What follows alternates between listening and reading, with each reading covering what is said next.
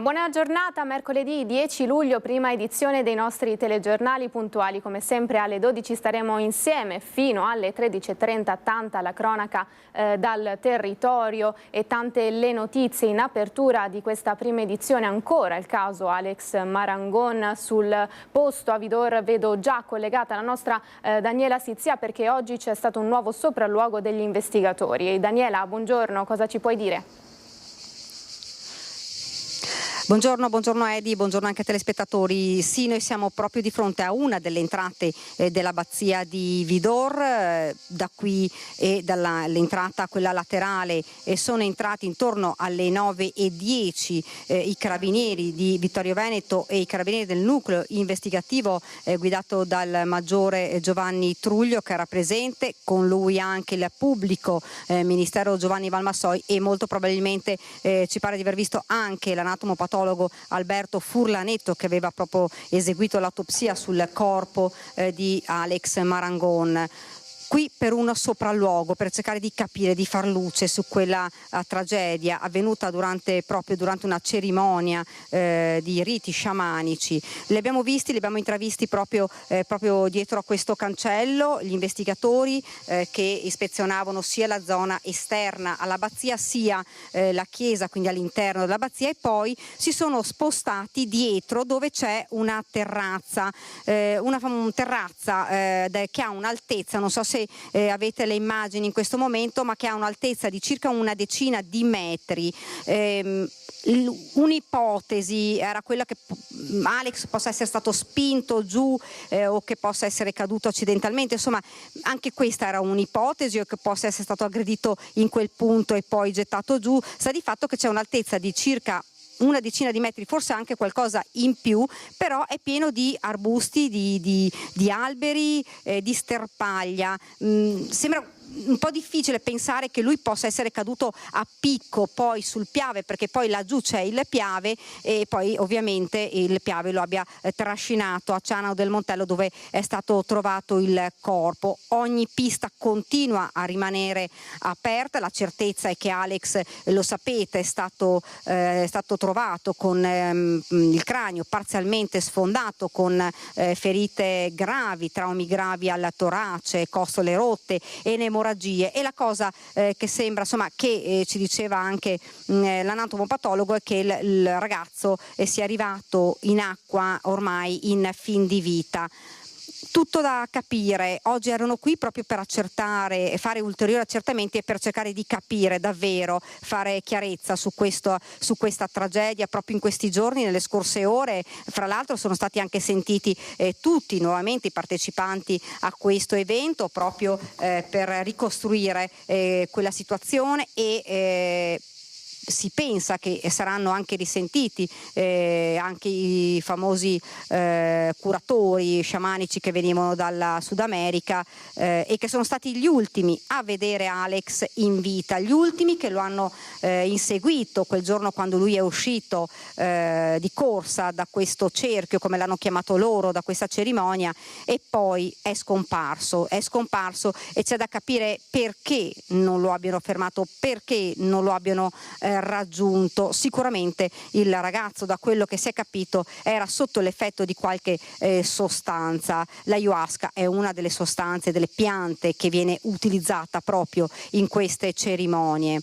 Dunque tutto è da capire. Certamente si pensa che proprio nelle prossime ore, forse anche domani, la Procura farà un punto della situazione, un punto dove qualche risposta potrebbe arrivare proprio dagli accertamenti effettuati oggi. Noi ieri abbiamo invece contattato l'avvocato, amico del Conte, il proprietario di questa abbazia, perché lui ci ha detto giustamente: io non parlo come avvocato, parlo come amico, perché non c'è nessun indagato, quindi nessuno ha bisogno di avere un avvocato. Quindi sentiamo le sue parole e poi parliamo ancora, perché ci sono ulteriori novità. Non c'è nessun indagato e quindi le persone informate sui fatti non hanno diritto ad un avvocato. Tiene a precisarlo l'avvocato Cesare Dalmaso, amico del conte Alberto da Sacco, proprietario dell'abbazia di Vidor, dove è avvenuta la tragedia di Alex. Il legale ripercorre quel terribile giorno, quando il 25enne di Marcon si è allontanato e poi è scomparso. Il conte stava dormendo, quando alle 6 del mattino è stato svegliato perché il ragazzo era svanito nel nulla, ed è stato proprio lui a chiamare i carabinieri. È il primo che pretende sia fatta chiarezza per il buon nome della famiglia, ma anche per la sua proprietà, per dove vive. È il primo che vuole avere delle risposte. E quindi mi ha chiesto, in qualità di amico, ovviamente, sapendo anche il lavoro che faccio, di supportarlo in questa tragedia. Sulla dinamica di questo dramma il conte sembra essere convinto. Il conte pensa che sia stata una caduta accidentale. Certo è che dopo i risultati dell'esame autoptico ogni pista viene vagliata dagli inquirenti, tanto che è stato deciso un ulteriore sopralluogo degli investigatori all'abbazia Sant'Avona di Vidor. Indagini serrate del nucleo investigativo dei carabinieri guidato dal maggiore Giovanni Truglio assieme ai carabinieri della compagnia di Vittorio Veneto. Quanto alla presenza di telecamere. C'è una telecamera? Ci sono? No. Le telecamere risultano in centro a Vidor. Quindi nell'abbazia e fuori dall'abbazia non ci sono telecamere? Vero. Su questi eventi organizzati all'abbazia l'avvocato Dalmaso spiega. Era un evento che era stato organizzato in occasione della venuta in Italia di questo famosissimo curandero. Sul curandero arrivato dal Sud America, il legale spiega che questa figura nei loro paesi è iscritta in alcune liste particolari, una sorta, dice, di albo. Sono persone che praticano questo tipo di medicina alternativa, la chiami come vuole, ma sono iscritti a un albo e si fanno sempre comunque assistere anche da un medico. Su Andrea Zuin, l'organizzatore dell'evento, il legale termina. È una persona stimata.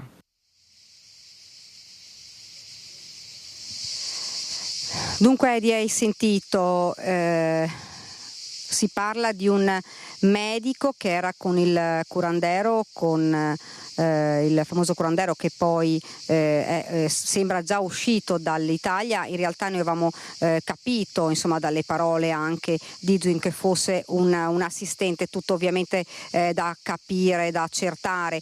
E la cosa importante che il conte ha detto e che era già stata abbastanza, insomma, ribadita, è che non ci sono telecamere né all'interno né all'esterno di questa abbazia, c'era solo una lungo la strada principale, quindi ovviamente non può aver ripreso nulla di quell'evento, di quel momento drammatico.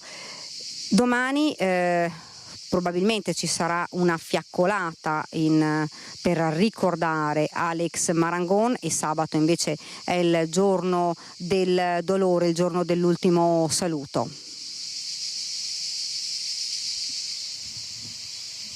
Quello che ho detto sin dall'inizio però è che sia necessario e opportuno identificare i responsabili e riconoscere la verità, perché questo è un atto, secondo il mio punto di vista, doveroso non solo nei confronti della famiglia, ma nella memoria di Alex e di tutte le persone che volevano bene a Alex, quindi la verità prima di tutto. La verità prima di tutto, dice il sindaco di Marcon Matteo Romanello, confermando il lutto cittadino per sabato in occasione dei funerali di Alex Marangon, che si terranno nella chiesa parrocchiale a ridosso del centro alle 10 del mattino. Accompagniamo Alex con abbigliamento colorato come lui avrebbe voluto, l'appello dei familiari nell'annuncio funebre, dove viene anche riportato un pensiero del 25enne.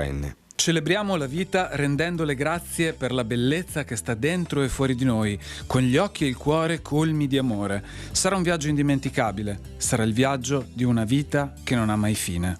Queste le parole di Alex, che rivelano ancora una volta la sua sensibilità e purezza d'animo. Davanti all'epigrafe e al sorriso del giovane, il cuore di tutti è gonfio, tante anche le domande. Conosco la zia di questo ragazzo e sono veramente in un momento difficile e speriamo veramente che si scopra la verità, perché questo ragazzo non meritava di fare una brutta fine così. Solo la verità, perché ormai purtroppo lui è da lassù che ci guarda, e quindi senza dubbio la verità deve venire a galla. È un film giovane, insomma, si pensava a tutto, ma non a sta fine qua.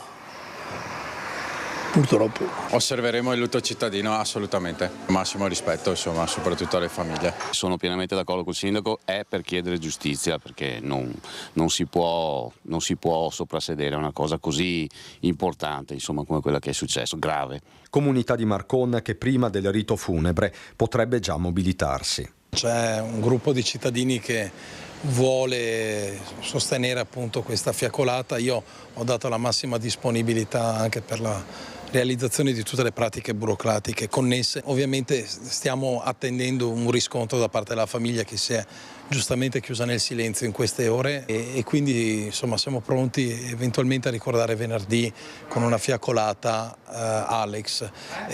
Sabato i funerali e ci aspettiamo veramente tanta presenza e basta. La verità è di la verità che chiedono tutti, la verità che chiede anche Zouin, la verità che chiede la famiglia per la morte di Alex, per far luce di questa cosa. Si spera che proprio questi accertamenti che sono avvenuti oggi qui possano veramente dare delle risposte e una svolta a questa tragedia. Gli investigatori che sono arrivati, come ti avevo detto, intorno alle 9:10, poi sono andati via alle 11, quindi è terminato il sopralluogo e ora si attende davvero l'esito di questo accertamento per capire come Alex sia morto. Di qui da Vidore è davvero tutto. Io, se non hai domande, ti cedo la linea. Grazie Daniela, grazie a Nicoletta Rizzetto per il contributo tecnico. Quindi questi gli aggiornamenti dall'Abbazia Santa Bona di Vidor. Ringrazio ancora le nostre colleghe dal posto. Noi vi diamo conto dell'incidente mortale con esito mortale avvenuto ieri sera in via Bonisiolo a Mogliano Veneto, nella frazione di Zerman. A perdere la vita un motociclista di 61 anni. Vediamo il servizio. Michelangelo Gianola, 61 anni. È lui la vittima del tragico incidente avvenuto ieri sera poco prima delle 19 in via Bonisiolo a Zerman di Mogliano Veneto, a pochi metri dalla sede della Croce Rossa. Un impatto frontale con un'auto che gli è costato la vita. Michelangelo era un grafico e si stava godendo la pensione arrivata a febbraio dopo una vita di lavoro. Del tempo e una nuova libertà che ha spesso impiegato seguendo la sua passione, le due ruote. Fiero biker, Michelangelo era solito macinare chilometri e chilometri in sella alla sua Triumph, la stessa che stava guidando al momento del violento schianto. Il contachilometri fermo ai 120 all'ora. Michelangelo lascia una moglie e 2 figlie. Sul luogo dell'incidente i soccorritori accorsi tempestivamente non hanno potuto fare altro che constatare il decesso del 61enne. Ferito ma non in pericolo di vita, l'automobilista portato in ospedale in ambulanza in stato di shock. Sul posto anche la polizia locale e i vigili del fuoco per i rilievi del caso. Attoniti coloro che hanno assistito alla scena. Le testimonianze raccolte da Christian Arboit. Venendo da Casale, andando verso Mogliano, c'è il sole lì, c'è il sole e lui sicuramente secondo me, ha preso un abbaglio perché per prendere la macchina era ferma, la macchina girava di qua. Era sotto shock logicamente e i polsi mi diceva che aveva un po' male i polsi per il volante. Quindi era cosciente sostanzialmente? Era cosciente, sì. E qual è la ricostruzione che avete fatto voi, insomma? Guardando la dinamica della macchina vedo che l'impatto è stato sulla parte del guidatore della moto, quindi non ha neanche fatto tempo a girare, lui doveva girare dentro di qua credo. Quindi la macchina era praticamente ferma, come ci dice? Era ferma, sì. Questa la cronaca dal Trevigiano, ma ci spostiamo subito a Padova. Si parla di spaccio di droga, si è tornato a spacciare in Prato della Valle, ma ci racconta tutto nel dettaglio Chiara Gaiani, che vedo già collegata appunto da Prato della Valle, centro della città di Padova. Ciao Chiara, buongiorno, sei con Federico Cibotto. Sì Edi, buongiorno ai telespettatori, ti confermo sono con il collega Federico Cibotto, abbiamo trovato insomma anche una zona d'ombra, c'è anche un piacevole venticello in questa giornata caldissima e affosissima, come puoi vedere dalle immagini, come possono vedere anche i telespettatori. Prato della Valle è come sempre molto affollato nonostante il caldo afoso della città di Padova, di turisti e di persone che tra poco insomma arriveranno per trascorrerci la pausa pranzo, ma è soprattutto soprattutto nelle ore serali che si è intensificato questo fenomeno di cui tu parlavi e cui ci ha dato conferma anche il Comitato Prato della Valle. Abbiamo raggiunto al telefono il presidente che è fuori città in questi giorni, ma ci ha proprio raccontato che proprio nella zona dove ci troviamo, nell'isola Memmia, e proprio in quest'area dell'isola Memmia con il collega Federico Cibotto, purtroppo si stanno ripetendo fenomeni di spaccio. Ci sono alcune persone, soprattutto di etnia nordafricana, che arrivano verso il tardissimo pomeriggio per poi fermarsi, ed è quanto è accaduto anche lunedì scorso, quando qui c'è stato un arresto. È stato fermato un 31enne tunisino titolare di un regolare permesso di soggiorno come badante, rilasciato dalla questura di dalla questura di Mantova il permesso di soggiorno. È un fenomeno che preoccupa il ritorno degli spacciatori in Prato della Valle. Decenni fa questa era proprio l'area della città più presa di mira sia dagli spacciatori che dai tossicodipendenti. È stato fatto un importante lavoro di rivalorizzazione di quest'area, che è diventata davvero uno dei salotti buoni di Padova, una delle zone dove un turista che arriva a Padova ovviamente non può mancare di passare. Il problema dello spaccio resta uno dei grandi problemi della città, varie zone ne sono interessate, in particolare tutta l'area a ridosso della stazione.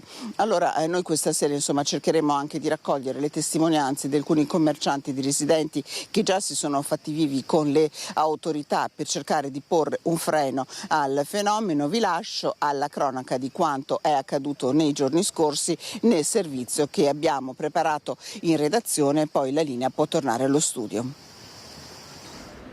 Spacciava all'interno dell'isola Memmia e aveva nascosto 3 pacchetti di droga anche lungo la canaletta che la circonda. Il 31enne tunisino arrestato lunedì sera dagli agenti della squadra mobile di Padova. L'intervento è arrivato dopo diverse segnalazioni da parte di residenti e commercianti del Prato della Valle, una delle aree turistiche più importanti della città, uno dei famosissimi 3 senza di Padova: il Santo senza nome, il caffè senza porte, il Prato della Valle appunto senza erba. Lo scambio di droga, hashish per la precisione, è stato registrato dagli agenti che hanno notato il tunisino seduto su una muretta, prima consegnare un involucro all'acquirente, poi mettersi in tasca una banconota da 20 euro. Fermato, il tunisino è risultato in possesso di quasi 700 euro in contanti e più di un etto di droga. Regolare sul territorio nazionale con un permesso di soggiorno come badante, rilasciato dalla questura di Mantova, il tunisino si era dato allo spaccio e a Padova era stato fermato già 3 volte negli ultimi mesi. Per il tunisino, arrestato, è scattata la misura cautelare del divieto di dimora nella provincia di Padova. Il questore ha avviato il procedimento per la revoca del permesso di soggiorno. Questo dunque da Padova. Ringrazio Chiara Gaiani e Federico Cibotto per il collegamento, ma noi ci spostiamo a Mestre, dove questa mattina Anna Maria Parisi ha raggiunto una mamma a Mestre con 5 figli che, sfrattata, ha minacciato di incatenarsi e di darsi fuoco davanti alla sede del comune di Villa Querini se l'amministrazione comunale non le darà un alloggio. Giulia ha 19 anni, di Mestre, davanti a Villa Querini perché oggi la tua mamma si sarebbe voluta incatenare proprio davanti a questa sede municipale, Villa Querini, ma poi cos'è successo e perché si voleva incatenare la mamma? Allora, si voleva incatenare perché da molti anni siamo dentro un bando per un'assegnazione della casa del comune. Ci è stata negata di nuovo la casa e entro il 13 noi dobbiamo uscire dalla nostra abitazione attuale, che comunque è un'abitazione di fortuna, diciamo così. E, nonostante abbia provato a contattare chiunque, sindaco, assessori, tutti, non ha ricevuto risposta da nessuno, anzi è stata bellamente ignorata e quindi ha detto basta, devo fare qualcosa, ma non ho il coraggio di darmi fuoco, quindi mi incatenerò al comune domani mattina. Aveva comprato le catene anche ieri sera. Invece poi cos'è successo? Questa mattina è arrivata una telefonata, quella che aspettavate da 10 anni, da parte di un dirigente dei servizi sociali. Ci hanno dato un appuntamento per questa mattina e allora lei ha detto va bene, aspettiamo di vedere cosa hanno da dire, però noi dobbiamo uscire con una risposta definitiva e un alloggio in mano. Con Giulia Maurizio Enzo, segretario provinciale Venezia Sinistra Italiana, che sta seguendo questo caso con questa famiglia da tempo. È un caso particolare perché i genitori di Giulia tempo fa hanno ricevuto una segnalazione per la quale i servizi sociali hanno allertati da questa chiamata anonima, attenzionato la famiglia. Perché? L'assurdo è che praticamente avevano una situazione di indagine per spaccio di stupefacenti che dopo pochissimo praticamente sono stati completamente resi da sentenza, che non avevano nulla in merito rispetto a questa condanna ipotetica che non c'è mai stata. Ecco, quindi la interrompo, quindi c'è una sentenza del tribunale che dice che i genitori sono definitiva, che dice che i genitori sono completamente estranei ai fatti. Però Giulia non è figlia unica, ha un altro fratello maggiorenne e altri 3 fratellini piccoli, minorenni. In virtù di questa segnalazione che cosa è successo? In virtù di questa segnalazione, sventuratamente, come avviene di solito a livello anche di protezione per i minori eccetera, all'inizio sono stati messi in case di comunità i bambini minori e quindi tolti immediatamente ai genitori, alla madre e al padre e portati in questa comunità. Ecco, in questi 3 bambini minori c'è anche un fratellino di Giulia che è affetto da una malattia per la quale lui risulta invalido al 100%, quindi sono stati in case di comunità, però adesso non lo sono più. Dove si trovano? Adesso si trovano in affidamento dalla nonna materna e praticamente c'è una situazione, inutile negarlo, abbastanza secondo me negativa da un punto di vista sociale, che è una componente della famiglia è aggregata all'interno di un ambiente abbastanza insalubre di 60 metri quadri all'interno di un appartamento che adesso dovrà lasciare, abbandonare velocemente, e l'altra parte della famiglia insieme alla nonna materna. Non c'è l'unità familiare, la congiunzione familiare, cosa che il comune aveva garantito a suo tempo un anno abbondante fa. Ecco, per questo appartamento Giulia pagate un affitto di quanto al mese? Quasi 900 euro, 840 euro al mese. Per un appartamento che è grande quanto? 60 metri quadri, 2 camere, un bagno e salotto con cucinino. Ecco, oggi qui dai servizi sociali per avere una risposta e chiedere in definitiva, lei già detto prima, lo ripetiamo, che cosa? Una casa dove poter stare, dove poter avere la sicurezza di poter dormire e di non dover andare in strada dopo un anno o dopo 6 mesi. La mamma chiede anche di tornare a fare la mamma con gli altri 3 tuoi fratellini. Assolutamente, perché da quando sono sotto ai servizi sociali all'inizio poteva vederli una volta al mese per un'ora, mio padre invece non li può vedere da 2 anni e mezzo e adesso li vede una volta a settimana, comunque che non è abbastanza per un'ora, una volta a settimana non è affatto abbastanza. Tu sei riuscita a vederli i tuoi fratellini nel frangente? All'inizio potevo vederli anch'io una volta al mese quando erano in comunità, poi quando sono andati dai miei nonni ho avuto il permesso di vederli più spesso, insieme a mio fratello maggiore ovviamente. Sinistra Italiana nel frattempo continuerà a seguire questa vicenda ed appoggiare questa famiglia? Sicuramente noi la seguiamo questa famiglia da lungo tempo tramite Sportello Casa e la compagna Diana Zancarello che la segue direttamente, tra l'altro adesso è a colloquio con i servizi sociali. Ritengo doveroso e un diritto imprescindibile che questa famiglia abbia diritto alla casa immediatamente. Non è possibile che si arrivi all'esasperazione di una situazione del genere, una famiglia che vuole stare unita con anche dei problemi all'interno, perché parliamo del minore con problemi di disabilità al 100%. Questa dunque è la storia raccolta da Anna Maria Parisi, che ringraziamo per questo contributo. Lasciamo un momento la cronaca per aprire una pagina di politica e ci spostiamo a Bassano, dove c'è per noi Vanessa Banzato, perché oggi ci sarà il primo consiglio comunale dell'amministrazione Finco. Vanessa, buongiorno. Buongiorno a te Eddie e a tutte le persone che ci stanno seguendo. Hai detto bene, questa sera tra l'altro 18:30 primo consiglio comunale del nuovo sindaco Nicola Finco. E intanto mi trovo proprio con il sindaco Finco e le chiedo, sindaco, sarà tanta l'emozione nonostante lei si sia già seduto sui banchi della regione del Veneto ricoprendo appunto l'incarico di vicepresidente del consiglio regionale, però qua è tutta un'altra storia, qua si torna a casa, qua si va a guidare la propria città. Sicuramente un'emozione molto più grande, ma anche una grande responsabilità, molto superiore anche rispetto alla regione, perché si amministra la propria città, i propri concittadini, si conoscono anche molto meglio le tematiche, però sappiamo che Bassano è una città complessa, una delle città più importanti del Veneto, che ha tante criticità, insomma ci siamo candidati proprio per trovare una soluzione alle tante problematiche, quindi siamo pronti a partire con questa nuova avventura. E poi ci sarà proprio questa sera il giuramento che non è soltanto un atto formale. No, è un impegno chiaro e preciso nei confronti della propria città, dei propri concittadini, quindi anche un'assunzione di grande responsabilità. Però insomma abbiamo progetti ambiziosi per i prossimi anni, ovviamente sappiamo benissimo che abbiamo enormi difficoltà anche con il bilancio, però insomma troveremo le soluzioni migliori per rilanciare il nome della città di Bassano del Grappa, non solamente a livello regionale ma anche a livello nazionale. Ecco, a proposito c'è il collega Ferdinando Garavello che ha realizzato un servizio per tracciare un po' le linee del primo Consiglio Comunale di Bassano del Grappa che ci sarà questa sera alle 18:30, quindi chiedo alla regia di mandare in onda il servizio. Inizia l'era Finco a Bassano del Grappa.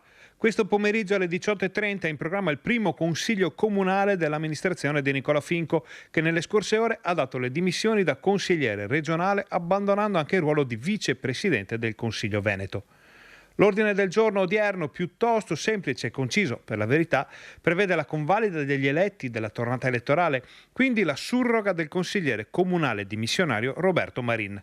Questi aveva annunciato la chiusura dei seggi nel lunedì del ballottaggio che, indipendentemente dall'esito del voto, non sarebbe tornato in consiglio comunale. Poi spazio al momento più importante della seduta, ovvero al giuramento del sindaco che poi comunicherà all'assemblea i nomi della giunta comunale. La squadra è già stata ufficializzata, ma una cosa è darne notizia in conferenza stampa, un'altra è formalizzarla nella sacralità dell'aula. Eccola la squadra. Il vice di Finco sarà Mariano Scotton di Forza Italia, che avrà le deleghe a bilancio, tributi, fondi europei e sport. L'ex vice sindaco Andrea Zonta, il più votato della lista di Fratelli d'Italia, sarà assessore a urbanistica, commercio, viabilità e protezione civile. Andrea Viero, segretario cittadino della Lega, si occuperà di lavori pubblici, patrimonio, decoro urbano e ambiente. Giada Pontarollo, anche lei del Carroccio, sarà assessore a cultura, turismo e sviluppo economico. Sicurezza e risorse umane sono affidate ad Alessandro Campagnolo, esponente della Democrazia Cristiana. Marina Bizzotto, la più votata della lista Impegno per Bassano, avrà le deleghe a politiche giovanili e istruzione. Completa la squadra l'assessora esterna Francesca Busa, delegata a politiche sociali, famiglia, pari opportunità. Nell'ordine del giorno restano infine poche pratiche da sbrigare, ma ce n'è una di particolare importanza che riguarda l'elezione del presidente del Consiglio Comunale. Secondo le indiscrezioni delle ultime ore, questa casella è destinata a un esponente di Fratelli d'Italia. Dal confronto politico dei giorni scorsi pare stia emergendo una convergenza sul nome di Stefano Monegato, già presidente di quartiere a San Vito. Insomma, tutto pronto, Eddie, per questo Consiglio Comunale, però io coglierei l'occasione per chiedere un'altra cosa al sindaco che riguarda anche il comune di Bassano, la notizia di questi tagli importanti, si parla di almeno 250 milioni di euro da Roma, tagli ai comuni, tagli alle province, si va a penalizzare ancora una volta i servizi al cittadino, sindaco? Sì, siamo alle solite, quando il governo deve tagliare, taglia le amministrazioni locali a livello comunale, provinciale e regionale, che poi sono quelle realtà che danno sempre le risposte immediate ai cittadini, però insomma siamo abituati ormai, sicuramente questo comporterà delle scelte da parte della pubblica amministrazione, quindi delle priorità dove investire le risorse che abbiamo, quindi dovremo decidere dove tagliare e dove investire il restante del bilancio, però ovviamente per me la priorità va data alla persona, quindi dall'infanzia fino all'età adulta ed anziana e dopodiché le opere pubbliche, però prima di tutto noi abbiamo deciso di mettere al centro l'individuo. Ecco, tagli si diceva, succedeva e c'è in atto una rivolta a livello nazionale, è inevitabile questo? Sì, a livello nazionale ma anche a livello regionale. Ci siamo sentiti anche col presidente di ANCI Veneto, il sindaco Conte, perché su questa cosa, al di là del colore del governo, però ci dobbiamo far sentire, perché alla fine ne va dei servizi di qualità che noi diamo ai nostri cittadini. Ecco, parlava lei dei servizi proprio ai suoi cittadini, le è toccato la persona prima di tutto, e poi ci sarà ovviamente anche tutto quel discorso legato alla sanità. Sì, la sanità è stato uno dei cavalli di battaglia. Sicuramente noi pretendiamo molto sulla sanità, perché vogliamo che il nostro nosocomio, l'ospedale di San Bassiano, torni ad essere un'eccellenza come lo era fino a qualche anno fa, ma soprattutto vogliamo, in maniera ovviamente collaborativa, però trovare le soluzioni migliori con la direzione generale per superare le tante criticità che quotidianamente i nostri cittadini ci evidenziano. Allora Eddie, 18:30, primo consiglio comunale di Bassano del Grappa, abbiamo sentito anche tanta l'emozione palpabile del sindaco Nicola Finco. Da Bassano è tutto, ti ricedo la linea. Grazie Vanessa e grazie anche ovviamente al sindaco per questo collegamento e per questi aggiornamenti. Aveva citato il sindaco, il presidente ANCI Mario Conte, che questa mattina sentiremo, saremo in grado infatti nei telegiornali della sera di spiegarvi meglio in che cosa consisteranno e quali sono le prime reazioni a questi tagli per le amministrazioni. E dunque noi chiudiamo questa pagina politica e continuiamo con la cronaca. Ieri aveva parlato l'avvocato difensore di Filippo Turetta, aveva spiegato perché il 22enne ha rinunciato all'udienza preliminare. Era emerso un ulteriore messaggio inquietante inviato a Giulia Cecchettin. Oggi è stata fissata la data del processo, si comincerà il 23 settembre. Mettiti in testa che o ci laureiamo insieme o la vita è finita per entrambi, scriveva così Filippo Turetta in un messaggio WhatsApp inviato nel febbraio del 2023 a Giulia Cecchettin, recuperato dal cloud della giovane. La pretesa ossessiva di laurearsi con Giulia non accettava che la 22enne fosse più avanti di lui e forse vedeva nel percorso universitario un modo e il pretesto per continuare a stare con lei e cercarla.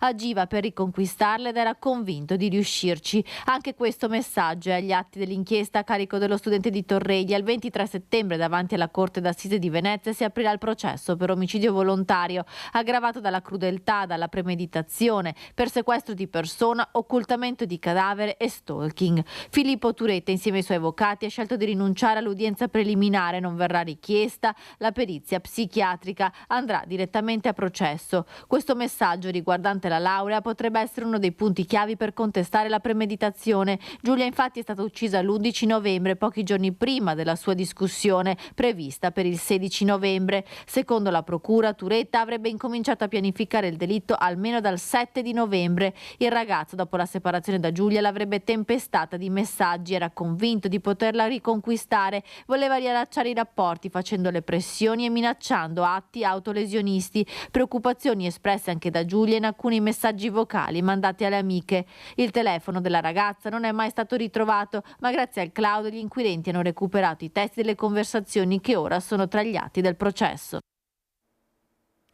A Padova, dove i carabinieri hanno arrestato in flagranza di reato per detenzione e spaccio di sostanza stupefacente un cittadino cinese 41enne già noto alle forze dell'ordine. Ieri mattina i militari avevano ricevuto la segnalazione di movimenti sospetti in una palazzina di piazza De Gasperi. Giunti sul posto, i carabinieri hanno bussato all'appartamento. Il signore di origine cinese ha tentato di gettare dalla finestra delle bustine sospette, bustine che una volta recuperate hanno rivelato il loro contenuto: 10 grammi di shabu e 15 di chetamina, potenti droghe sintetiche. Nell'abitazione sono state ritrovate anche 207 pastiglie di ecstasy.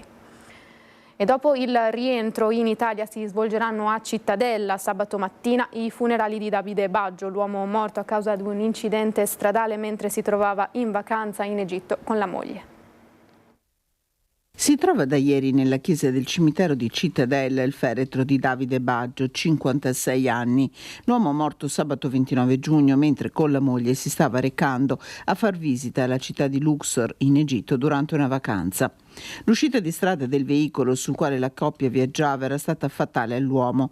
La compagna, rimasta gravemente ferita, è rientrata da qualche giorno in Italia ed è ricoverata in un ospedale padovano. La camera ardente di Davide Baggio, originario di Cusinati di Rosà, appassionato di maratona e responsabile delle risorse umane in un'azienda di Carmignano di Brenta, sarà aperta da stasera fino a venerdì dalle 19:30 alle 21 nella chiesetta del cimitero di Cittadella. I funerali si svolgeranno sabato mattina alle 10:30 nel Duomo della città murata. Ancora a Padova sta lottando per la sua vita nella terapia intensiva della pediatria dell'ospedale di Padova un bambino di 7 anni che ha rischiato di annegare mentre stava giocando nella piscina privata di amici di famiglia a Vescovana. Il bambino è originario di Solesino. Ad accorgersi di quanto stava accadendo, uno degli adulti presenti che ha recuperato il piccolo. Immediata la richiesta di aiuto al 118 che ha provveduto al trasporto del bambino in elicottero all'ospedale dove si trova tuttora. Della vicenda sono stati informati i carabinieri, vicino alla famiglia anche il sindaco di Solesino che si affida alla preghiera con tutta la comunità cristiana. E a distanza di 6 mesi, sempre a Padova, un rapinatore denunciato grazie al DNA trovato sui vestiti. Incastrato dal DNA lasciato sui vestiti usati per compiere la rapina, è stato individuato e denunciato il presunto rapinatore che lo scorso 28 dicembre ha fatto irruzione in una sala giochi di Este armato di coltello rubando 1.000 euro. Si tratta di un 57enne di Monselice. La rapina alla sala slot Las Vegas era avvenuta a fine del 2023. Ad agire un rapinatore solitario con il volto parzialmente coperto. Con il coltello ha minacciato il titolare e si è fatto consegnare il denaro. I carabinieri poche ore dopo, nelle vicinanze della sala giochi, avevano recuperato degli indumenti, giubbotto, sciarpa e berretto di lana riconosciuti come quelli usati dal rapinatore. Analizzati dal RIS di Parma, i vestiti hanno fornito elementi utili per identificare l'uomo, riconosciuto anche attraverso una comparazione morfologica. In casa dell'uomo sono state anche sequestrate le scarpe utilizzate per compiere la rapina. Un episodio di degrado in piazza Insurrezione questa mattina, testimone l'ex consigliera comunale Wanda Pellizzari che è stata aggredita verbalmente da un clochard. Quando l'abbiamo visto correre minaccioso nei nostri confronti, mi sono molto spaventata perché non era la prima volta che accadeva. Sono scappata dall'altra parte, sono andata nella piazza. L'ex consigliera comunale Wanda Pellizzari racconta gli attimi concitati vissuti in mattinata in piazza Insurrezione quando insieme ad un operatore APS stava cercando di rimuovere un bivacco sotto i portici dell'ex INPS, un luogo dove già in passato Pellizzari aveva denunciato fenomeni di degrado ma che era stato debellato dopo le sue continue segnalazioni. Tuttavia ultimamente sporcizie e bivacchi abusivi erano ricomparsi. Questa mattina l'ex consigliera è stata anche aggredita verbalmente, tanto che sono dovuti intervenire gli agenti della polizia locale. Ci siamo accorti che aveva siringhe, tra cui una veramente ancora sporca di sangue, quindi insomma anche molto spiacevole vedere. E allora gli ho detto però guardate perché tra la ringhiera e la serranda e la porta c'è un intercapedine di circa 10 centimetri e so che mettono lì tante volte. Infatti la polizia ha guardato e hanno trovato un sacchetto pieno di siringhe. L'uomo, che da qualche giorno dormiva sotto i portici, è diventato sempre più aggressivo, tanto che sono intervenuti altri agenti che lo hanno bloccato. Sono sopraggiunti altri 3 agenti della polizia con la camionetta, perché questo dava in escandescenza, era veramente molto agitato. Questo soggetto ha aggredito fisicamente uno degli agenti. A quel punto è scattata la denuncia. Nel giaciglio e nello zaino del clochard sono state trovate siringhe e numerose pastiglie. Wanda Pellizzari chiede che gli agenti della polizia locale esposti a questi rischi siano dotati di taser e che il centro storico venga tutelato. I controlli ci devono essere in tutta la città, perché tutta la città ha gli stessi diritti, gli stessi doveri, però soprattutto in centro storico siamo una città urbs picta, che insomma sia Piazza Insurrezione è uno dei biglietti da visita che abbiamo per la nostra città. La cronaca dal Vicentino subito dopo la pubblicità, tra poco.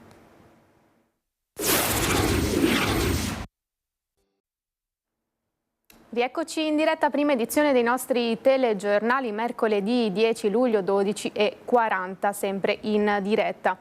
Come dicevamo, torniamo a parlare di cronaca e ci spostiamo nel Vicentino al villaggio del Sole. Il degrado dovuto all'accampamento abusivo di via Divisione Acqui aumenta ogni giorno di più. I residenti esasperati assistono e raccontano di scene quotidiane al di fuori di ogni regola di convivenza civile e chiedono che intervengano le autorità preposte. Per noi Daniele Garbin e Andrea Benetti.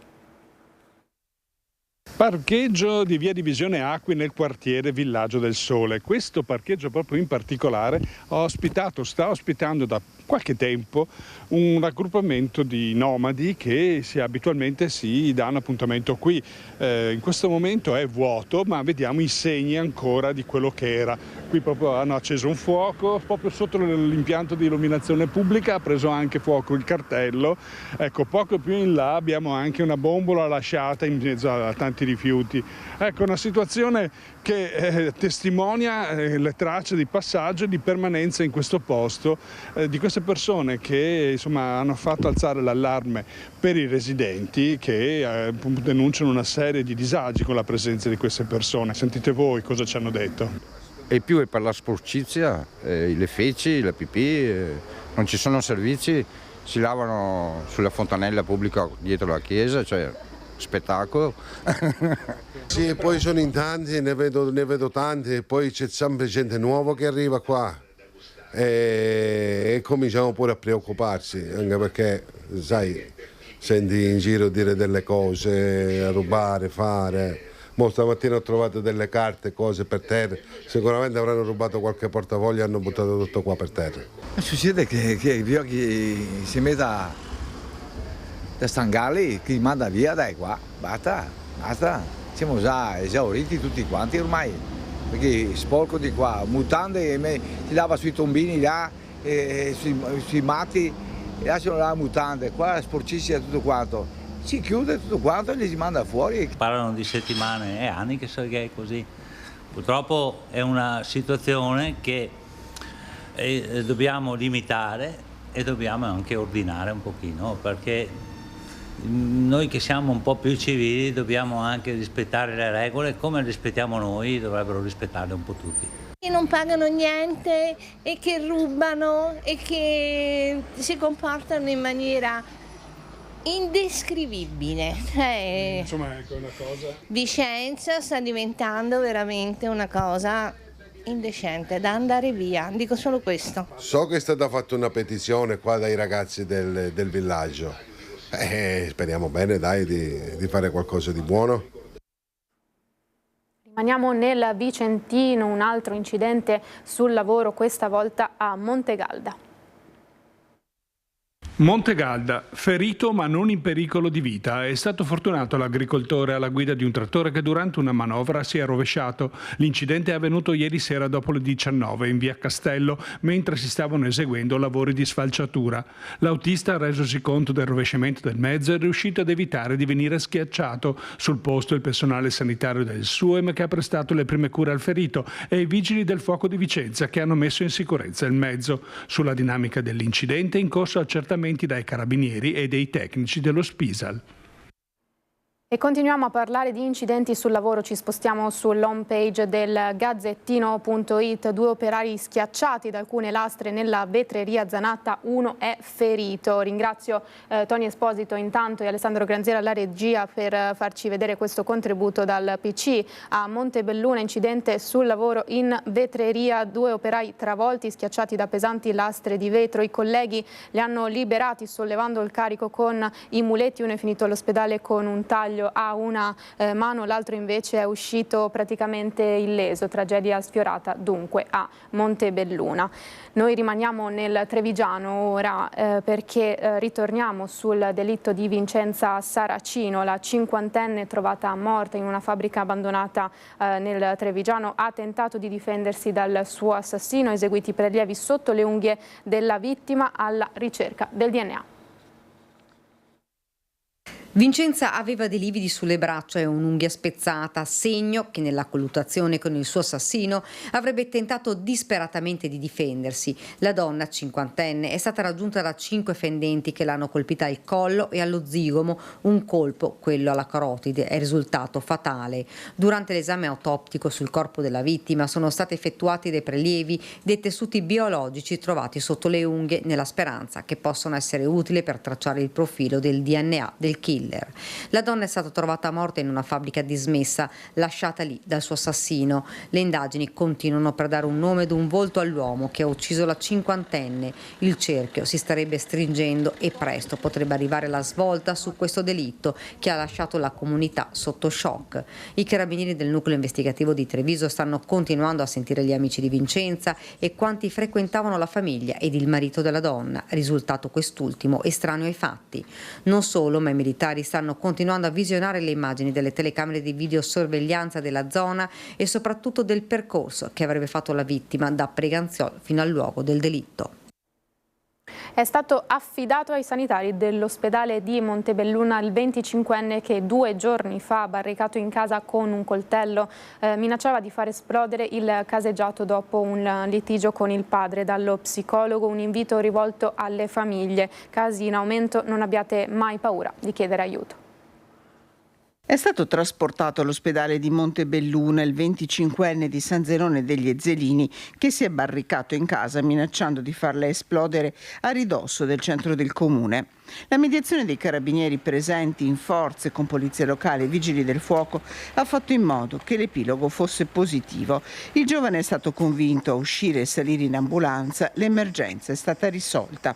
Inizia adesso il percorso di cura e presa in carico con la consapevolezza che si tratta di fenomeni che non sono isolati e sono molto difficili da gestire e intercettare, spiega lo psicologo e psicoterapeuta Mirko Casteller.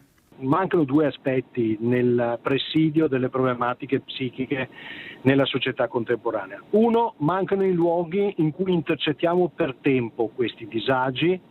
Noi di solito li verifichiamo in ambito ospedaliero o nei percorsi psicoterapici, ma è già troppo tardi.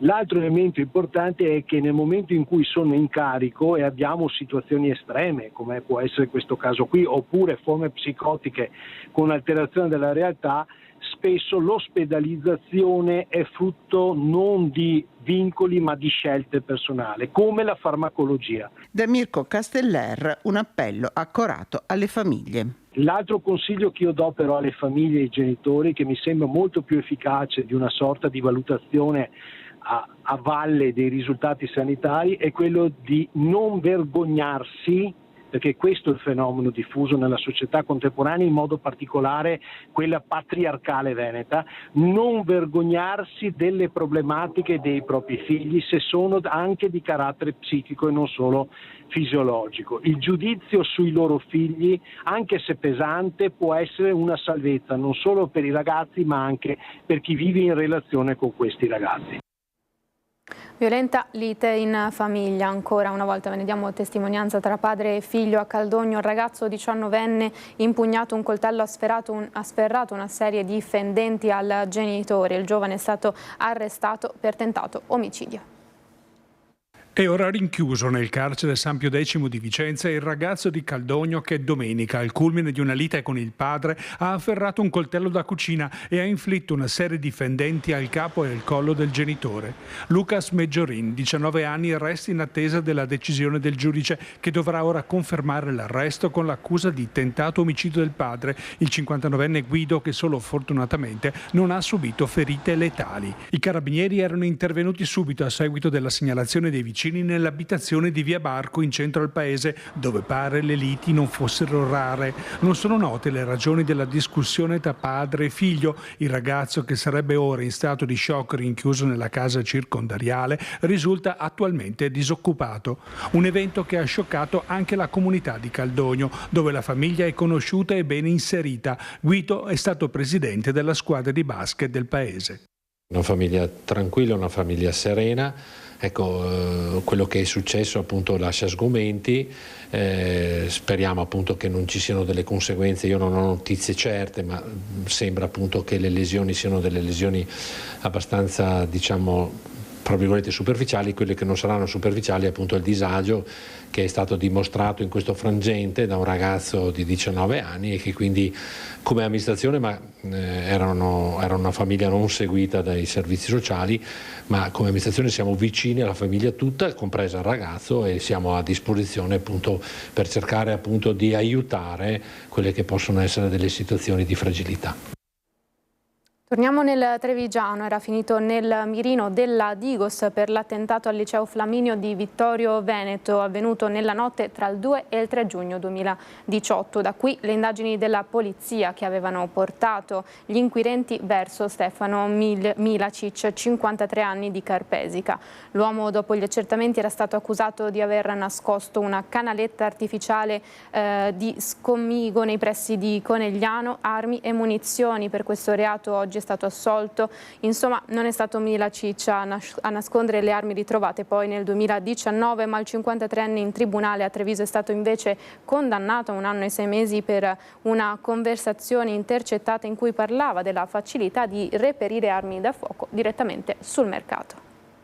Ancora nel Trevigiano, Marco Bianchin, 17 anni, venne travolto e ucciso da una macchina a San Biagio di Callalta. Era il 15 giugno del 2023, rito abbreviato per l'automobilista responsabile della tragedia.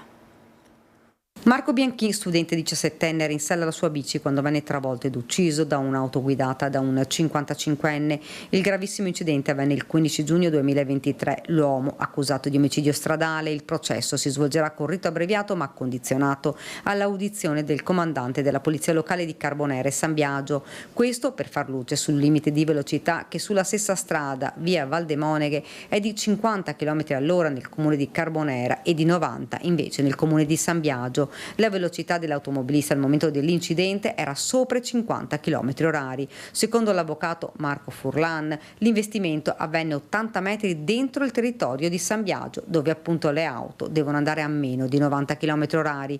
In caso di condanna, comunque, il 55enne potrà beneficiare della riduzione della pena pari ad 1/3. Resta in carcere Tari Ardair, il 33enne albanese che venerdì scorso ha sequestrato una 26enne sua connazionale e il suo bambino di 5 anni. Il giudice ha convalidato l'arresto. Intanto, poche ore fa, i carabinieri hanno ritrovato il coltello usato per minacciare di morte la donna. È stato ritrovato questa mattina dai carabinieri di Borgo Valsugana, nella zona di Valbrenta, il coltello utilizzato da Tari Ardair per sequestrare lo scorso 5 luglio per ore una 26enne connazionale con cui aveva avuto una relazione il figlioletto della donna. Ieri a Trento il 33enne albanese è comparso davanti al giudice per le indagini preliminari per l'udienza di convalida. Il barbiere di Silea è rimasto in silenzio, non ha fornito spiegazioni. Il giudice ha convalidato la custodia cautelare in carcere e ha chiesto il trasferimento del fascicolo di indagine alla procura di Padova competente per territorio. Ardair ha sequestrato la donna a Borgorico e poi ha iniziato la fuga fino a Grigno, in provincia di Trento, dove è stato fermato dai carabinieri che li avevano seguiti dopo l'allerta lanciato dal marito della 26enne. Tari Ardair, difeso dall'avvocato del Foro di Treviso Sara Scattolina, era già stato condannato per atti persecutori nei confronti della 26enne ed era uscito di prigione lo scorso 1 maggio. Al suo legale, che ha incontrato in carcere a Trento prima dell'udienza di convalida del fermo, avrebbe detto di non aver mai avuto intenzione di uccidere la donna. Il 33enne però era ossessionato dalla 26enne e non aveva mai accettato la fine della loro relazione. Aveva anche piazzato dei GPS sotto la sua auto. Nella sua macchina, inoltre, aveva fascette da elettricista usate per immobilizzarla, una mazza da baseball, il coltello con cui ha minacciato la 26enne, lanciato in un'area boschiva lungo la Valsugana, era l'unico a mancare ancora all'appello, ma dopo il ritrovamento da parte dei carabinieri le indagini proseguono. Nel Bellunese ora un alpinista belga di 42 anni è morto ieri mattina precipitando dalla ferrata Lipella alla Tofana dei Roses nel comprensorio delle Dolomiti d'Ampezzo. L'uomo era impegnato nell'escursione con la compagna di nazionalità slovena. Entrambi attrezzati stavano salendo slegati quando lui è scivolato per una 50 di metri. A dare l'allarme al 118 un soccorritore che stava salendo per caso la ferrata Lipella. Sul posto è volato Falco 1 del SUEM 118 di Pieve di Cadore con l'equipe medica e un militare del soccorso alpino delle Fiamme Gialle. La vittima è stata recuperata e trasportata al rifugio di Bona per essere affidata poi al carro funebre. Nel veneziano ora, nella pesca c'è ancora molta strada da fare per garantire la sicurezza sul lavoro. Un accordo tra INAIL e Legacoop Pesca intende promuovere la formazione di prevenzione dei rischi che si possono correre. Salute e sicurezza sul lavoro anche nella pesca e nell'acquacoltura, un obiettivo da raggiungere aumentando soprattutto la consapevolezza dei rischi che si corrono quotidianamente in questo mestiere e la formazione alla loro prevenzione. Anche rispettando le leggi in materia di salute e sicurezza, è infatti possibile che gli appartenenti ad un comparto costituito per la maggior parte da cooperative di liberi professionisti incontrino casi in cui sia le norme che la propria personale cultura della prevenzione risultano insufficienti. Si tratta di un settore dove è importante diffondere la cultura della salute e della sicurezza, in particolare attraverso l'informazione e la formazione, mettendo al centro, come in questo progetto, proprio il lavoratore, cercando di trasmettere maggior consapevolezza. Sicurezza a bordo e fattore umano, promosso da INAIL e Legacoop Veneto, è partito con un monitoraggio sul tema nel settore della pesca tradizionale. L'80% degli addetti ai lavori intervistati ha più di 40 anni e una maggiore esperienza può portare a volte ad una sottovalutazione dei rischi. In effetti pochi considerano rischioso il proprio lavoro, nonostante il 30% degli imbarcati abbia dichiarato di essere stato coinvolto in un incidente. È un settore che non necessita di interventi normativi e però noi, in un'ottica anche di valorizzazione del prodotto, di certificazione e anche un'attività di formazione sulla sicurezza che sia rivolta a un benessere da parte del pescatore in termini di sicurezza. Per far questo chiediamo alle istituzioni, pur in assenza di una normativa che prevede l'obbligatorietà dell'applicazione della normativa sulla sicurezza, un meccanismo premiale nei confronti di questa categoria per quanto riguarda progetti di finanziamento, di sostegno, di supporto al settore. Continuiamo a parlare di lavoro, ma di lavoro nero e di caporalato, una mozione deliberata dal Comune di Ponte di Piave per arginare il fenomeno e vigilare sui ricongiungimenti familiari ad oggi attestati secondo normativa solo tramite un'autocertificazione. In questo caso sta parlando di un caso isolato, ma l'amministrazione comunale ha già messo in atto già dal 2017 un progetto legato alla polizia locale che permette da aprile fino ad ottobre di avere gli agenti sul territorio settimanalmente 1 o 2 volte a settimana in collaborazione con le altre forze dell'ordine in un orario compreso dalle 19 alle 23. È con una mozione deliberata dalla giunta della sindaca di Ponte di Piave Paola Roma che l'amministrazione intende agire per contrastare il caporalato dopo il caso delle 57 persone di origine indiana arrivate in Italia con il decreto flussi, chiamate da aziende fittizie tra Caserta e Napoli con legami in India, dove è stato promesso loro un lavoro regolare in Italia. Una volta arrivati sono però entrati nel giro del lavoro illegale e finiti a vivere in condizioni di degrado nella casa di Negrisia di Ponte di Piave. Prelevati alle 5 del mattino per essere scaricati sui campi dove lavoravano per 5 euro a cassone riempito fino alle 10 di sera, quando venivano riportati nel fatiscente rifugio. Questo permette anche nei ricongiungimenti familiari di fare un controllo, quindi tra le persone che chiedono nelle autocertificazioni chiaramente questo, ma permettono anche ai cittadini che ci fanno delle segnalazioni quotidianamente di poterle verificare in orari diversi. Un recente disegno di legge che è stato appunto approvato dal governo vede poi una possibilità di assunzione di ispettori sia di INAIL che di INPS, cosa fondamentale, ma anche la condivisione delle banche dati. Collaborazione tra amministrazioni, istituzioni, forze sociali ed economiche per arginare il fenomeno dello sfruttamento dei lavoratori nelle aziende agricole. Territorio, quello veneto e nello specifico dello Pitergino Mottense, che si presta a questo tipo di sfruttamento dato il bisogno di manodopera. Sinergia tra enti che permette inoltre di attuare delle progettualità regionali come navigare il sistema antitratta del Veneto. L'impegno dell'amministrazione dunque a vigilare, ma anche un appello ai cittadini. Abbiamo fatto appello perché situazioni particolari possono essere segnalate all'amministrazione, perché l'amministrazione fa parte di una rete anche con chi si è mosso assieme, con le varie forze dell'ordine, con la prefettura, ma in questo caso anche dai sindacati. Torniamo nel veneziano perché il questore di Venezia ha sospeso per 10 giorni la licenza di un centro scommesse di Mestre. Il locale, già teatro di disordini con la precedente gestione, si è rivelato essere un luogo di abituale ritrovo di persone pregiudicate, violente e dedite ad attività illecite. La sera del 30 giugno i carabinieri erano dovuti intervenire dopo che un cliente era stato preso a calci e pugni da un uomo che, estratto un coltello, l'aveva anche pugnalato ripetutamente prima di darsi alla fuga. E rimaniamo a Venezia. Il ministro Nordio intervenga al più presto. È l'ennesimo appello di Monica Poli, conosciuta come Lady Pickpocket, che riscontra borseggiatori sempre più aggressivi al punto di arrivare a temere per la sua sicurezza. Noi abbiamo fatto un attimo di silenzio, ci siamo fermati per vedere se dall'alto succede qualcosa, ecco, perché a questo punto bisogna essere chiari. Il ministro Nordio su questa cosa qui, su quello che sta succedendo in Italia, deve dare delle risposte e sinceramente fino adesso su questa problematica non è mai intervenuto. Deve dare delle risposte, dica da che parte sta, la sicurezza è una priorità. Per l'ennesima volta Lady Pickpocket si appella al ministro Nordio e lo fa in un momento in cui evidenzia il fenomeno dei borseggi a Venezia sta subendo un'escalation. Ora, dice Monica Poli, sono diventati anche aggressivi, lei teme per la sua incolumità. Tutti quanti in questo momento cominciamo a temere per la nostra incolumità, anche perché questi si stanno facendo sempre più aggressivi. Mi trovavo in una zona di Venezia e ho visto questa banda arrivare, aveva già aperto lo zainetto e ho fatto come sempre un'azione di disturbo.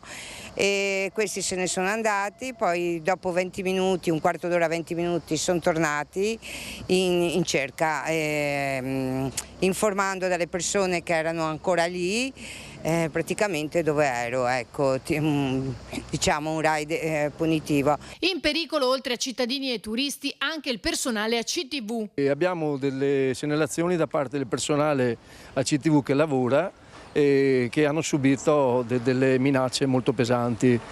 Questa è una situazione veramente intollerabile perché ogni giorno vedere le stesse persone che presidiano questi pontili, vaporetti, a bordo è sempre pieno di borseggiatori, è una cosa che è inammissibile. Noi su questa tematica non molleremo, anzi continueremo a segnalare, a presidiare e segnalare sempre in contatto con le forze dell'ordine, ma finché non si ritorni alla procedibilità d'ufficio, e questo il ministro Nordio lo deve capire.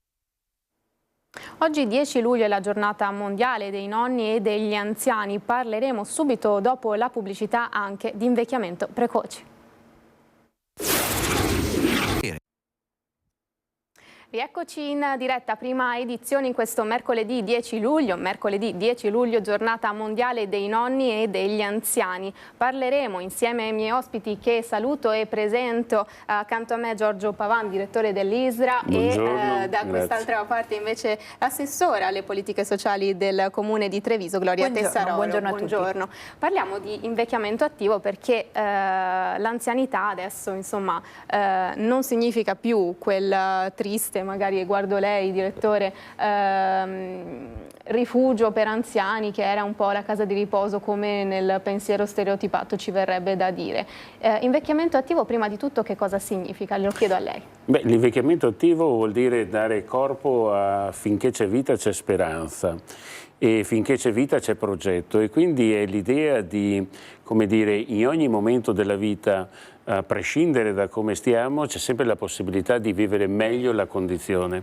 Diciamo così, è uno stato mentale l'invecchiamento attivo, e cioè guardare al prossimo e guardare, diciamo, a chi ci sta attorno con occhi, diciamo, diversi, con la possibilità di un progetto, con le passioni, con la possibilità di realizzare anche vecchi sogni che non abbiamo mai avuto la possibilità di mettere in campo durante la vita. Mi viene a ricordare un po' quello che ci insegnano i giapponesi. Noi arriviamo solo secondi, in verità i più longevi nel mondo sono i giapponesi. I giapponesi parlano di un concetto un po' difficile, dicono rettangolarizzazione della vita, vuol dire campare a lungo e morire presto, cioè per tutti gli anni della vita vivere attivamente, e quando si tratta di chiudere l'esistenza umana, insomma, chiuderla in poco tempo. è anche un indirizzo che ci dà la comunità europea. Il grande problema che noi abbiamo di fronte all'invecchiamento della popolazione è il tema della cronicità, cioè noi non possiamo permetterci un numero così elevato di anziani con problemi cronico-degenerativi, e allora l'unico antidoto, diciamo, alla cronicità e alle malattie è mantenersi attivi. Ecco perché invecchiamento attivo.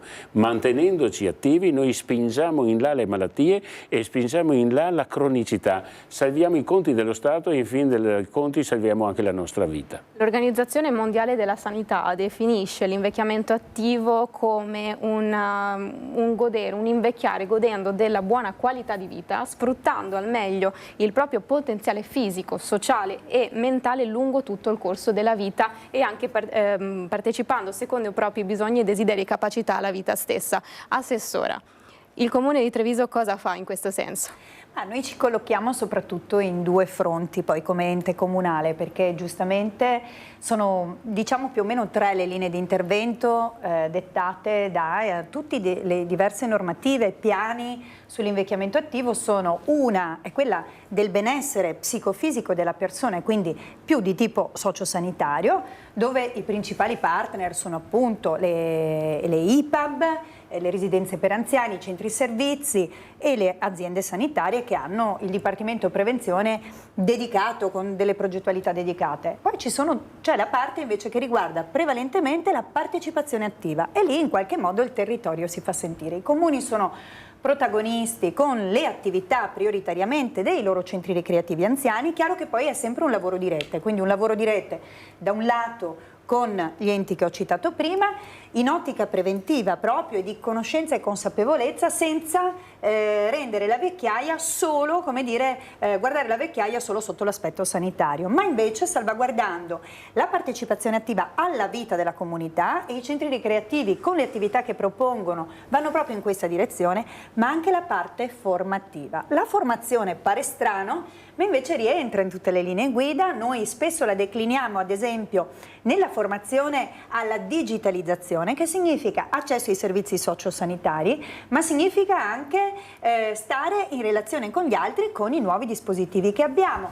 Questo consente non solo all'anziano di vivere la sua quotidianità, ma anche di essere protagonista della sua comunità, e su questo ci sono diverse linee di indirizzo, ma che come dire, punterebbero anche nell'ottica europea, come ricordava bene il direttore, anche a salvaguardare le competenze e l'esperienza. Cioè sempre più i progetti che ci chiedono di realizzare riguardano l'intergenerazionalità, dove oggi noi lo diciamo ridendo, tante linee parlano ancora degli over 65, oggi l'over 65 per noi non è più un anziano, l'età media in Veneto oggi è di circa 83 anni, un po' più su della media italiana, e quindi diciamo che dobbiamo cercare di salvaguardare anche il ruolo economico che un anziano può avere. Il ruolo economico può essere anche nell'affiancare i giovani con la propria esperienza, l'esperienza maturata in ambito professionale, ma anche in ambito sociale e umano. Rispetto a questo, assessore direttore, io vorrei proporvi un servizio che avevamo realizzato a inizio maggio, un servizio in cui i ragazzi del liceo artistico di Treviso hanno partecipato attivamente con gli anziani di Treviso, appunto dell'ISRA, a un progetto molto importante, come diceva lei, assessora, di scambio tra quello che lei aveva definito allora dentro e fuori. Non esiste più questa dicotomia dentro l'RSA e fuori. Vediamo quindi il servizio. È bellissimo. E che emozione ha provato? Un abbraccio con i giovani. State bravissimi, anche nelle cosette piccole, poco appariscenti. Siete stati bravissimi. Progetto Garden Z, le opere degli studenti del liceo artistico esposte nel parco della residenza per anziani Zalivani di Viale 4 Novembre a Treviso, in uno scambio intergenerazionale che ha arricchito tanto i ragazzi quanto le ospiti della struttura dell'ISRA. C'è stato il coinvolgimento di tantissime classi, dalla prima alla quinta, quindi circa 6 o 7 classi, e ognuno ha dato un apporto a seconda anche delle proprie competenze, delle proprie disponibilità e soprattutto anche del livello, diciamo, artistico, perché a noi interessa anche che emerga una parte artistica. Le seconde in modo particolare hanno lavorato con le nonne della residenza per effettuare dei gioielli, delle piccole scatole, degli oggetti in ceramica, e quindi c'è stato anche un coinvolgimento a livello laboratoriale dove appunto le nonne hanno anche coccolato i nostri ragazzi. Le case di riposo tristemente blindate per il Covid sono un ricordo. Grazie alla collaborazione con il liceo artistico, alcuni ragazzi hanno allestito alcune opere che potranno essere visitate durante tutta l'estate, perciò il nostro invito è a tutti i trevigiani di entrare in questo parco, di vedere le opere e di meglio comprendere come la casa di riposo venga chiamato così in maniera impropria, perché secondo me sono musei di storia contemporanea vivente. Non è che la residenza per anziani è lì e il resto della città sta da un'altra parte. Il vero significato di questa iniziativa che si può fare e ISRA fa anche nelle altre residenze è proprio questo: la città dentro e le ospiti fuori, in connessione con Treviso. Città dentro e ospiti fuori, tante le iniziative anche in questo stesso giardino. Commentavamo il servizio mentre lo guardavamo qui con i miei ospiti, vero direttore? Sì. No, devo dire che la linea così di politica sociale che stiamo portando avanti è che le nostre residenze, diciamo, diventano comunità nelle comunità, cioè delle risorse per le comunità. Le faccio un esempio: quest'estate ad esempio verrà proiettato il cinema all'aperto, verrà proiettato lì, e quindi giovani, anziani, bambini, insomma, auto, non autosufficienti, non importa, insomma, una comunità si stringe attorno alle iniziative, ma si stringe intorno anche alle solidarietà se creiamo le occasioni. Le persone da sole non lo fanno, insomma, bisogna creare la condizione, e questa è la condizione, nonostante ci sia un cambiamento della tipologia delle persone che entrano in queste strutture, che è una tipologia sempre più compromessa. Noi non dobbiamo perdere la speranza della persona. Le faccio un esempio: nel 1970 avevamo 400 centenari in Italia e nel 2020 sono 17.000. Nel 2050 si prevede di arrivare a 160.000 centenari. Bisogna un po' riorganizzare questa fascia, diciamo, importante della vita, perché sono tanti anni da riorganizzare, e sono da riorganizzare non come ghetti a parte, ma come proprio inclusione, come si dice in Europa, sociale, come vicinanza, come solidarietà, come opportunità per realizzare anche linee personali. Per completare un po' l'indirizzo dell'OMS, no? Dell'Organizzazione Mondiale della Sanità, noi sappiamo che l'invecchiamento dipende per il 20% dal corredo genetico di una persona, per il 20% dalla biologia, dall'ambiente, e per il 60% dallo stile di vita. Allora non è vero che bene o male si invecchia, perché c'è una differenza fondamentale tra il bene e il male. Nel 60% dello stile di vita ci sta dentro in particolare l'alimentazione, il movimento e le relazioni sociali. Cioè ognuno di noi ha la possibilità di incidere direttamente, al di là del proprio corredo genetico e di dove uno è nato, a Marghera piuttosto che in montagna, per capirci, ma tu hai il 60% di possibilità di giocare la tua parte mettendoti in attivo, insomma, ecco, no? La consapevolezza del buon invecchiamento sul fronte del mangiare, sul fronte della mobilità, del muoversi, e sul fronte dell'alimentazione. Questi tre elementi condizioneranno in modo profondo la qualità e la lunghezza della tua vita, diciamo, da anziano. Persone quindi sempre più anziane che arrivano alle vostre strutture, un'età media che si alza. Assessora, che cosa si può fare, che iniziative sono presenti sul territorio per coprire, come diceva il direttore, questi anni in più che vengono sostanzialmente dati alle persone che magari anni fa non c'era neanche il pensiero di occuparle. Adesso vediamo nonni che continuano a lavorare, poi si apre tutto in realtà il tema del del welfare, degli asili nido, però rimaniamo intanto sul tema dell'età media, degli anziani e delle attività che si possono mettere in campo per riempire questo tempo. Io devo dire che Treviso è una città che si presta bene, poi non è una novità, insomma, che è una città che favorisce l'invecchiamento, un invecchiamento attivo ma anche un invecchiamento positivo. I dati da diversi anni ce lo confermano, un po' per la dimensione, un po' per la tipologia di offerte. Prima citavo i centri ricreativi.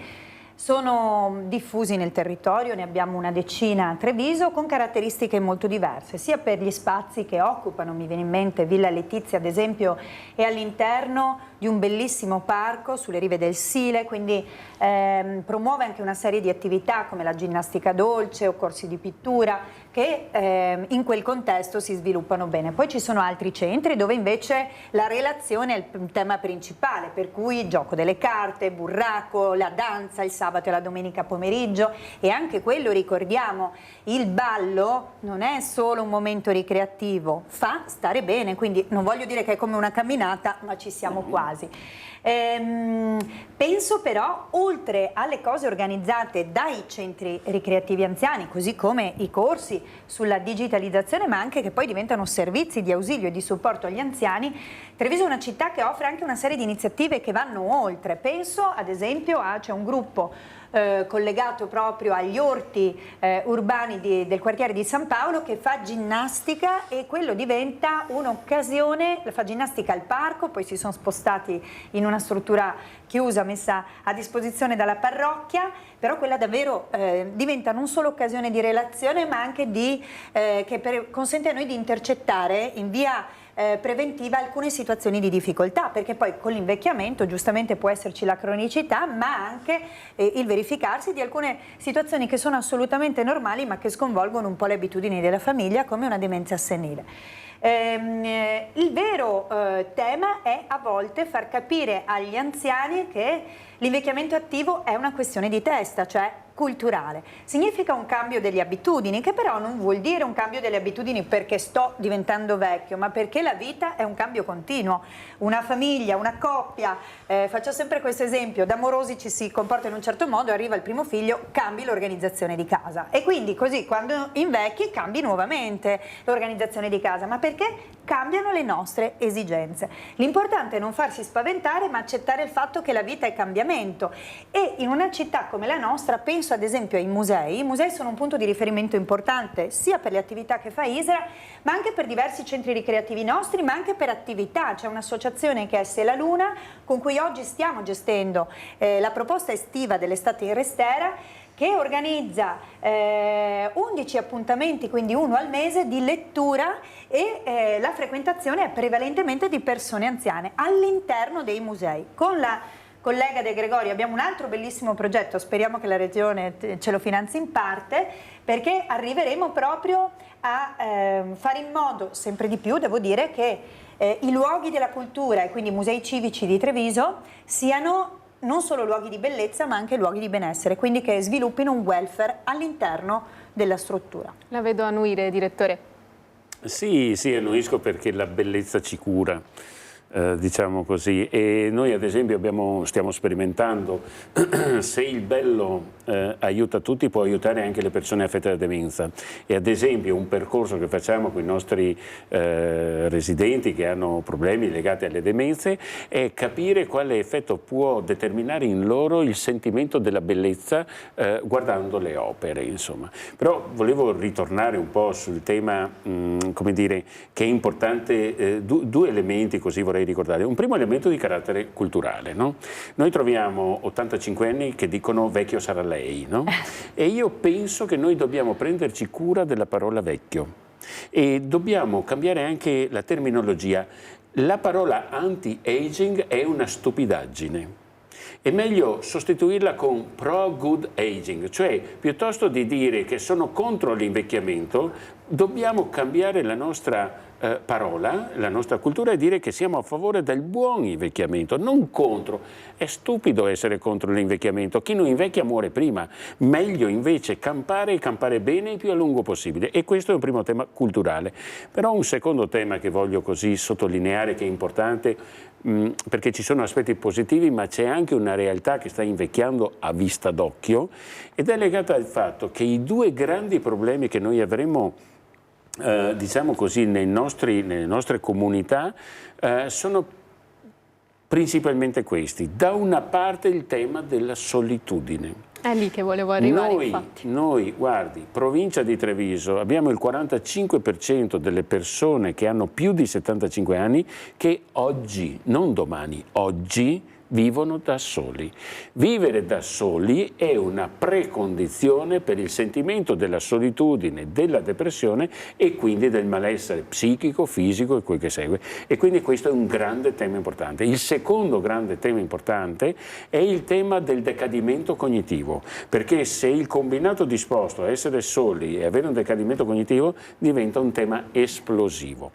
Proprio consapevoli di questo, noi come ISRA, in collaborazione con il Comune di Treviso e con altri comuni contermini, stiamo portando, diciamo, l'assistenza domiciliare in 12 comuni. A partire da Treviso assistiamo complessivamente 1200 persone con 80 persone, 80 piccole panda che si muovono, diciamo, nel territorio trevigiano.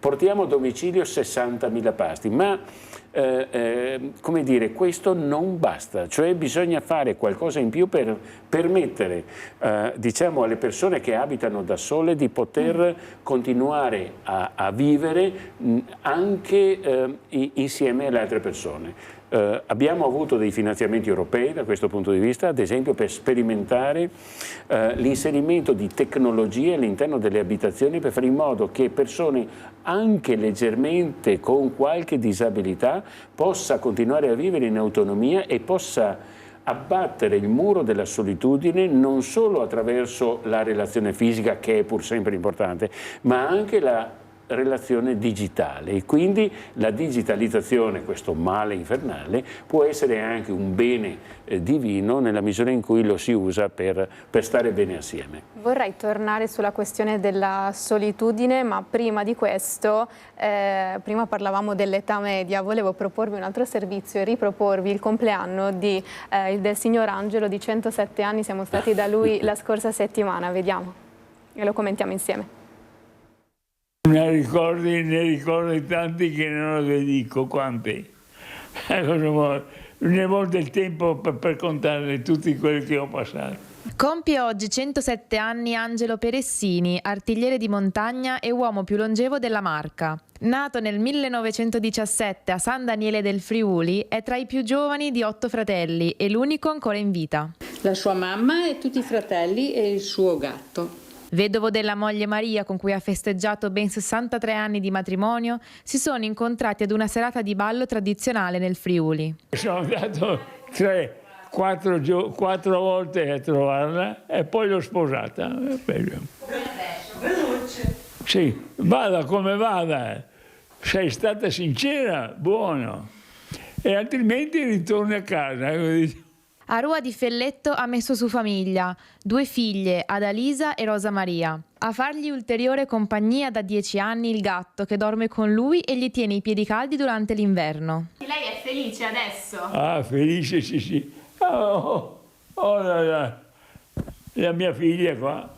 Questo qua è 2 figli. A volte non mi pare neanche vero, perché aver 107 anni lo guardo e non me ne rendo conto, non ci credo. A volte ci litigo perché abbiamo un po' lo stesso carattere, ci scorniamo, però dopo lo guardo e dico ma una fortuna grande. 2 anni di leva militare e 7 anni di guerra tra Grecia e Albania.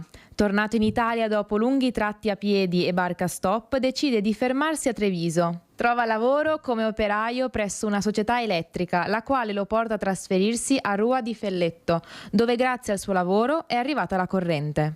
Un augurio di cuore per tutte le persone che mi conoscono. Con il suo motto "La pazienza è la virtù dei forti", Angelo ci saluta sorridente e ci dà appuntamento al 2 luglio del prossimo anno. Aspettiamo. Saluti. Direttore, esistono ancora queste generazioni? Beh, esistono ancora e diciamo così, questo signore è la scorzatura e quindi resiste a tutto, è contornato da un contesto sociale adeguato e anche ambientale, insomma, poi insomma, è nato a San Daniele, ha mangiato dell'ottimo prosciutto, ha bevuto l'ottimo vino e quindi diciamo in buona salute. Noi qui abbiamo il radicchio che ci aiuta e anche il prosecco, ma detto questo, guardi, i numeri che davo prima sono emblematici. Noi oggi abbiamo 17.000 centenari in Italia, ne avremo 160.000 nel 2050, quindi in verità avremo molte situazioni di questo tipo e ahimè molte situazioni di grave compromissione che chiederanno un grande contributo diciamo alla sanità e sociale e alle casse dello Stato. Esatto, quindi anche un modo di ripensare diverso della società, Assessora, una chiusura. Assolutamente sì, cerchiamo di prenderlo come esempio. Questo centenario era felicemente a casa, nel suo ambiente c'era un animale. E questo non è poco, la compagnia di un animale spesso aiuta, così come una passione, l'orto, il verde, quindi teniamoci attivi, andiamo incontro alla vecchiaia con fiducia e sentiamoci insomma persone di valore. Io devo dire che io la mia ricetta per i miei 100 anni l'ho portata a casa da una nostra ospite al Menegazzi, che un giorno mi ha detto: io guardi ce l'ho la ricetta, 2 ingredienti, pane e caffè, tanto caffè e tanto pane. Io sul caffè ci sono, sul pane devo un po' lavorare, però ve la passo perché vorremmo arrivare tutti sani, felici e soprattutto arricchitevi davvero di relazioni, non chiudetevi, non isolatevi, ma apritevi al mondo. Noi ci siamo tante volte, però la chiusura sta dall'altra parte, quindi il territorio c'è, la città c'è e ci sono tante persone che davvero hanno un sacco di stimoli da offrire e la città di Treviso è proprio bella. Bella per invecchiare. Un bel messaggio ci hanno portato oggi l'assessore alle politiche sociali Gloria Tessarolo del Comune di Treviso e Giorgio Pavan, direttore dell'ISRA. Io in chiusura vi ricordo Dopo di noi agricoltura e poi a seguire alle 14:30 il film Marcia Nuziale, quindi restate in compagnia con noi. Io vi do appuntamento ai telegiornali di questa sera a partire dalle 18:30 con la nostra edizione regionale. Ringrazio in regia Tony Esposito e Alessandro Granziere, vi do appuntamento a questa sera. Dunque una buona giornata e arrivederci.